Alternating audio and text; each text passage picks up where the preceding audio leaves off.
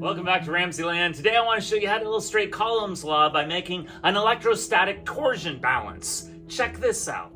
All we're using for this demonstration is rabbit fur, a Canadian nickel, plastic cup, a toothpick, and a rubber balloon. The first step is to balance your nickel. Find a smooth surface and rotate the nickel slightly until you find a point where it'll balance on your table. This might take a few tries to get it just right. Be patient. And when your nickel is balanced, then you're ready to put the toothpick on top. The next step to create your torsion balance is the toothpick. Find the midpoint of the toothpick and carefully balance it on top your nickel.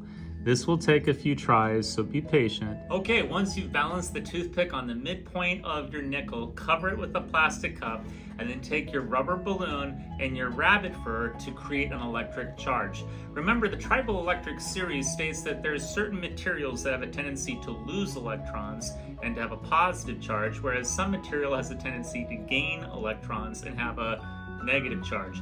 So rabbit fur has a tendency to lose electrons, whereas rubber, this latex balloon, has a tendency to gain electrons. So by rubbing the rabbit fur against this balloon, the balloon is going to have a negative charge. So do this a few times, and then you're going to get close to your torsion balance to see that charge and how it affects the toothpick. Check it out.